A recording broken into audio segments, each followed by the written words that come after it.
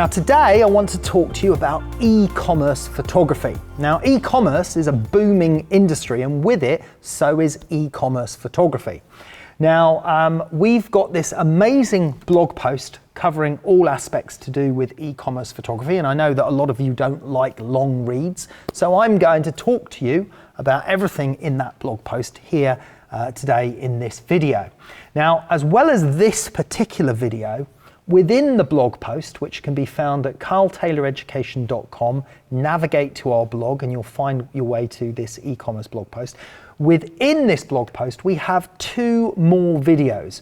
One of them is an e-commerce fashion video that shows you how to do e-commerce catalog fashion shots with just a 3-light setup. And the other one is an e-commerce product video, a sort of cosmetic style shot, white on white, and that's done with continuous LED lighting. So you'll find those videos very, very useful if you have an interest in e-commerce photography. Now, where was I? So e-commerce photography, if it's done correctly, it can be quick and it can be an easy way to make money. But there are a few tricks to getting it right. Now, in the recent how-to video that I did with Broncolor's Ors Rekka, we showed you an effective lighting setup for shooting e-commerce fashion. But there's much more to online sales than just fashion shots. So whether you're shooting fashion or products, I've outlined a few important guidelines for you that will help produce the best possible results simply and easily. So, how to shoot e-commerce photography. There's no denying that strong photography will help sell images, well, not sell images, but sell products. And that's why product photographers are some of the highest earning photographers in the industry. Now, e-commerce, although it's a much simpler form of advertising photography, it's still equally powerful in persuading consumers to buy. But there are a few key details that we need to keep in mind when shooting. Number one, as always, is preparation.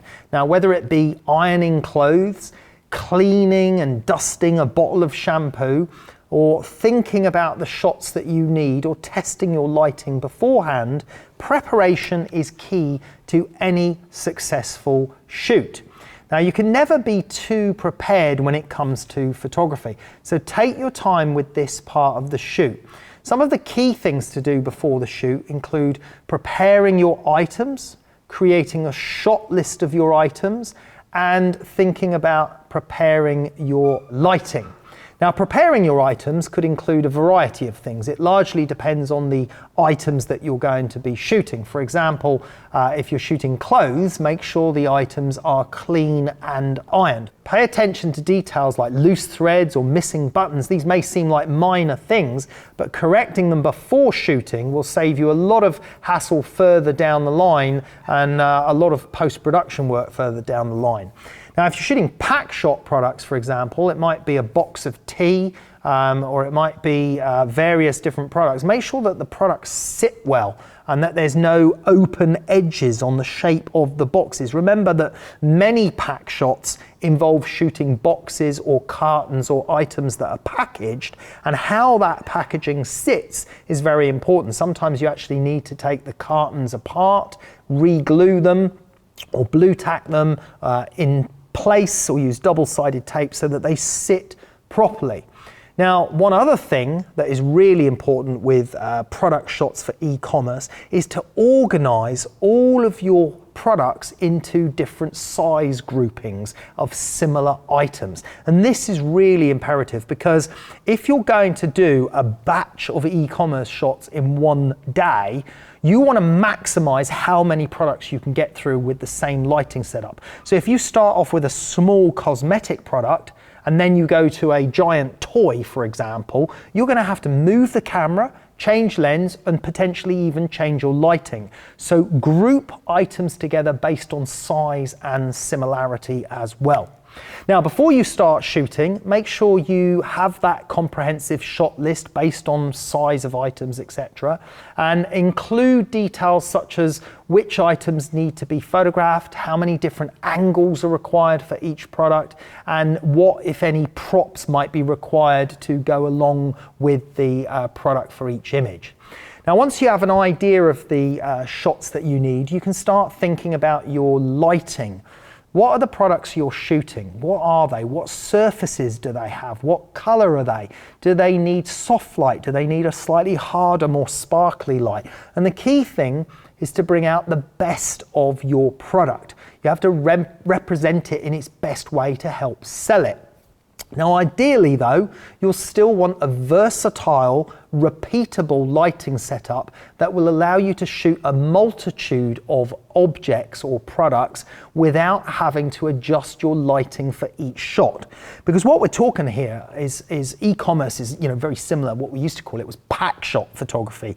And the way to make money with pack shot photography was consistency. It was the ability to have a lighting setup that you could put an object down, press the shutter button, then put the next object in and press the shutter button, and so on and so on. And you want that repeatability, but you want it with clean, pure whites so that you don't have to do any cutout work, so your lighting has to be absolutely perfect. And in one of those videos that I mentioned earlier, I demonstrate exactly how you can achieve that pure white look without the needs for cutouts. And this is again why the preparation part is so important. You're basically trying to create a production line of photography, of images, of objects. So having those objects well prepared, the cartons, the boxes, reflective items, size of items, and organizing yourself really well first will help you rapidly shoot through those objects in a day and get more shots done, be more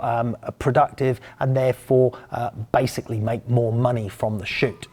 Okay, the next thing we're going to look at is equipment. Now, really, e-commerce requires very little in terms of equipment. You can get away with little more than 2 or 3 lights and reflectors for your lighting, and any half-decent DSLR or mirrorless camera will be good for the job, but you will need a good tripod. I recommend a good solid base tripod because you want that consistency. You don't want to accidentally tap your tripod and the whole tripod moves, so get yourself a really good, decent weighted tripod. Now, other useful accessories for e-commerce photography, which you'll see Oz and I use in the videos that I mentioned that are in our blog post on Karl Taylor Education. These include the base that you're going to use for your product to sit on or your model to stand on. Now, in these videos, we used a white acrylic sheet for the base surface because that white acrylic sheet is highly reflective and it reflects the back wall or the back white lighting, and it reflects it really cleanly onto the base as well. So you end up with a background and a base surface that are pure white, and therefore you don't need to do any cutout work. Now, the white acrylic sheet for the base surface is what's commonly used, but you may use white foam board. You may decide that you need your products on a black material. It depends obviously on the type of e-commerce photography that you're doing, but most cases you're going to be looking at doing e-commerce type shots on pure white. A computer, laptop, tethered shooting is another good thing to consider. A tethering cable, a large silver reflector can be a useful accessory, as can just be large sheets of white foam board to use as reflectors as well. Now, those are just some of the basics that you'll need for any e-commerce product shot, which you'll find will come in handy for many different situations. Now, you can learn more about my top 10 accessories for studio photography in another blog post that we have on Karl Taylor Education, and it's also another video on our YouTube channel. Okay, let's talk about lighting. Now, while there are many blog posts out there that advocate for natural light, there's no doubt that studio lights will allow for far greater control and allow you to shoot at any time of day. So e-commerce photography typically features those clean white backgrounds with bright, well-lit products. And it's easier to accomplish this with studio lighting than it is with natural light. Now, as I mentioned in the video, we've got one video here where we demonstrate with 3 studio lights that are flash studio lights, and then we demonstrate another e-commerce shot which is 3 lights that are continuous LED lighting. So your options are there and are available for you to consider which type of lighting will work best for you.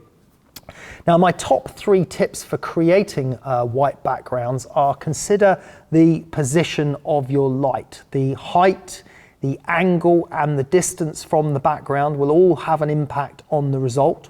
Remember, you can measure your RGB values in your tethered software. Now, I usually do this in my Focus software. You can do this in Capture One, and you can measure the values in Lightroom as well if you're using Lightroom tethered.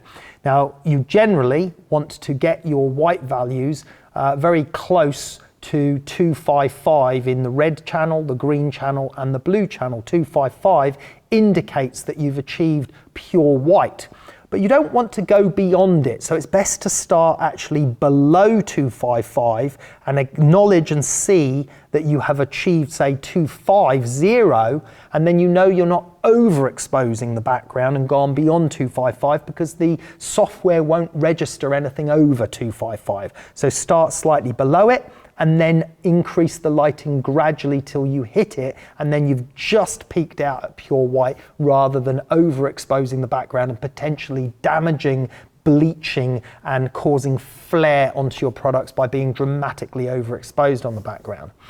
Now, that is a really key tip with for product photography, because one of the dangers is flare. Flare can make your subject appear flat and washed out, and you definitely want to avoid that. So be very, very careful with those, measuring those values from your light coming from the background or the light on your pure white background.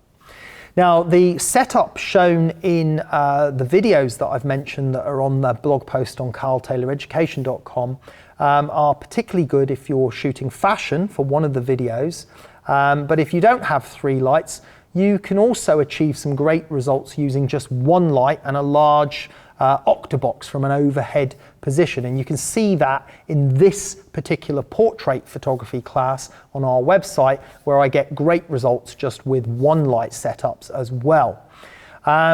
2 light setups allow you more versatility. And you can do this with affordable modifiers, and you can see a great tutorial that we've got on Karl Taylor Education here as well. Now, all of these lighting setups are ideal for shooting with a model, because they're versatile in nature of the lighting, which allows for a very fluid shooting process, which is what you want with e-commerce fashion photography especially. You want to be able to shoot many pictures, many different poses, many angles, and you want the model to have the freedom. For example, if we look at some of my commercial work, you'll see that the fashion images are very much more locked down and rigid, because the lighting is very much more specific to a specific place or point.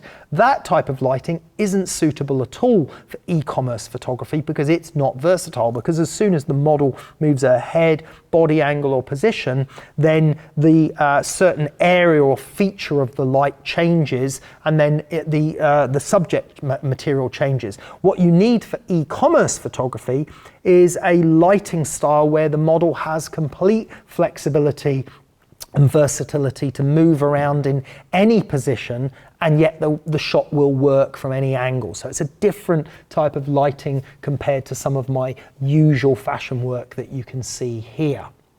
Now, when it comes to lighting and shooting products for e-commerce, you can easily get away with a 2 light setup using just a reflector and a large softbox or a medium-sized softbox.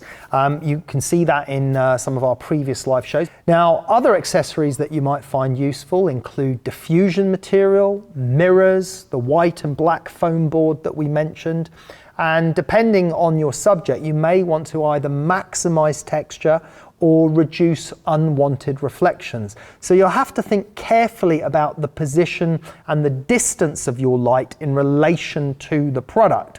And again, keep in mind the fact that you need a versatile setup that will allow you to work quickly and efficiently with your shot list and that production line you've got of all the products lined up ready to shoot. Now, the next thing to consider is the shooting process. Once you've got your lighting set up for e-commerce photography, make sure your tripod is firmly in position and that your product and subject looks as good as it possibly can and that you're ready to start shooting. Now, in theory, this is where all your planning will come together. The better that you've planned, the smoother your shooting will go. Now, although you'll want to work quickly, don't forget to pay attention to the details. And this is why tethered shooting can be particularly helpful, because you can see those details much more clearly than you can if you're just trying to look at the image on the back of the camera.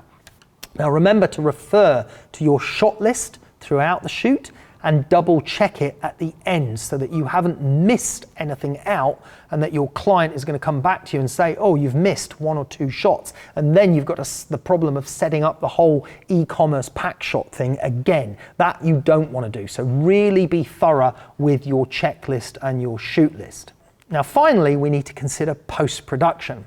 Now, while I strongly encourage you to get as much right in camera as possible, don't neglect the finishing touches in the post-production stage. Now, in the videos on the blog post here, you'll see that we actually produce really high quality e-commerce images without any post-production, and that's what you need to be aiming for. But you may well still need to fix the odd blemish and flaw in the product or fashion shot. Typically, this could include applying simple crops to your image, increasing the exposure slightly, or liquefying rough edges, or just removing blemishes or fixing stray hairs, those sort of things. Now, while you don't want to spend hours on each shot, correcting these little details will make a big difference for your client and the likelihood of you getting rebooked again for pack shot and e-commerce photography. Now, if you're looking to share these images to social media or upload them to an online store or an online website, there are a few things you will have to do before putting the images out there. Now, some of the common adjustments that you may need to include are resizing your images to the correct dimensions, and we've got a great class on resizing the images. And the other thing to consider is applying slight sharpening to the images and the final crop as well. And the amount of sharpening that we apply for images for the web, we cover in depth on one of our micro Photoshop tutorial classes here on karltayloreducation.com. Now, one other important thing that can really help improve your workflow in the post-production is that you'll find when you're doing Photoshop retouching on e-commerce images, you'll find that you're really usually doing the same sort of commands, either lightening the exposure a little bit, pulling up the highlights a bit, adding a little bit of contrast, applying a certain crop. And quite often there'll be exactly the same command over and over again. So think about creating your own actions that you record, and then you save that action, and then you can just simply play that action again when you've got another batch of images. And when you play that action, it will run through all of those folder of images, automating those Photoshop commands so that you don't have to do them manually. And that can be a huge speed up to your workflow. If you're not familiar with how to create actions in Photoshop, again, we've got a wonderful class on Karl Taylor Education that teaches you exactly how to do it. If you enjoyed this video, please click the like button, and why not subscribe to our channel? Remember to click the notification bell to stay updated with our latest videos.